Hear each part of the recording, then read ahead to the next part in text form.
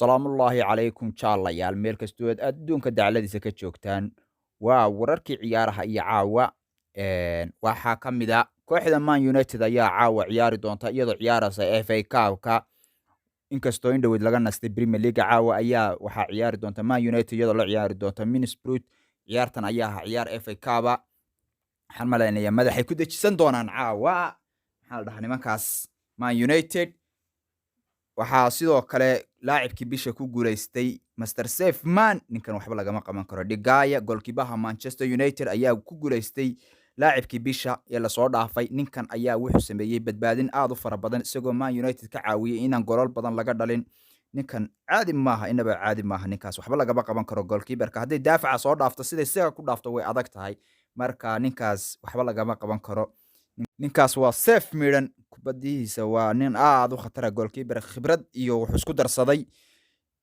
iyo badbaadin ninkaas waa nin aad u khatar marka Man United waxaan leenahay ninkaas hooyal aad u ogaadeen nimankaas sidoo kale Kovacic ayaa ku guuleystay goolkii ugu quruxda badnaa ee bisha ninkan ayaa gool aad u qurux badan wuxuu ka dhaliyay kooxda Liverpool ilaa hadda aan waba yaabanahay goolka ma dhudhunku ku dhaliyay mise ruugu ku dhaliyay waa gool aad u qurux badan buu ahaa ninkaas goolkiisa ayaa isagana loo doortay goolka ugu quruxda badan sidoo kale kooxda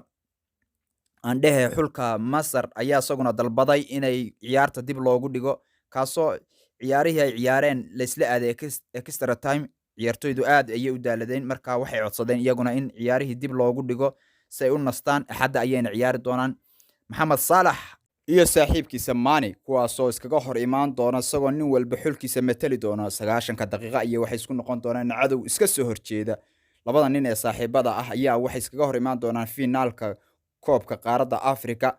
iyagoo nin walba uu doonayo inuu xulkiisa kula guuleysto koobka qaaradda Afrika saaxiibayaal haddaba wararkii ciyaaraha intaas ayaan kusoo gabagabayn doonaa meel kastoo adduunka aad ka joogtaan waa idin salaamaya habeen iyo maalin midka idin tahay sheerta iyo like-ta yaan la isla dhaafin yaa